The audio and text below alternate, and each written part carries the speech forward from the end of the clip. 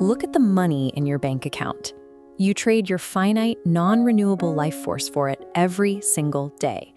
But that balance functions as a digital hallucination designed to keep you blind to how real wealth is acquired. You spend 12 years in the education system, yet you never learn how capital actually flows. The absence of financial literacy in your curriculum serves a specific purpose. A casino doesn't teach you to count cards, because if you understood the math of the house, you would stop playing. Since the link between the dollar and gold was severed in 1971, the currency you sweat for rests entirely on trust. These stone columns look permanent, but the central bank's actual reserves consist of debt and digital ledger entries rather than tangible, physical assets. You work 40 hours a week for a unit of exchange that the elite can create in 4 seconds for free. They don't mine it or earn it through labor. They simply type a digit into a computer and hit enter. Hoarding this paper is a losing game. As long as you hold currency, the system systematically drains your purchasing power while you sleep. Society pushes a very specific promise. Put your head down, work for 4 decades, and lock your savings in a box. In exchange, you are permitted to be free only once you are physically too old to use that freedom. The 401k functions as a liquidity trap. It funnels your savings into the hands of Wall Street, providing them with 4 decades of cheap capital to leverage for their own profit. You assume the total market risk while they extract guaranteed fees. Even when your portfolio bleeds out during a crash, the fund managers still collect their cut. You are the only entity in the entire financial chain who isn't guaranteed a profit. If you attempt to access your own capital in your 30s, the precise moment you have the energy to build an empire, the government punishes you. They use a 10% penalty and income taxes to ensure you can't leave the employee cycle early. These rules act as financial handcuffs. They keep you comfortable enough to remain productive, but never capitalized enough to become a threat to the status quo. When prices rise, politicians point to supply chains. However, inflation functions as an efficient, deliberate wealth transfer. This is the cancel-on effect. Proximity to power dictates who wins. When new money is printed, the ultra-rich access the massive pools first. They immediately acquire assets at today's prices. By the time droplets reach the bottom, the currency's value is swallowed by inflation.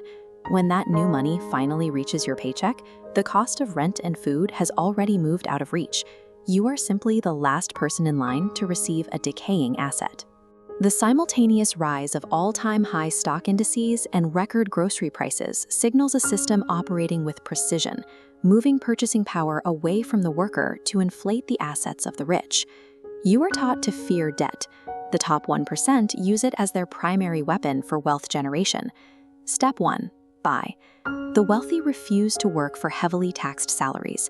They funnel their capital strictly into appreciating assets like land, businesses, and blue-chip stocks that grow outside the currency cycle.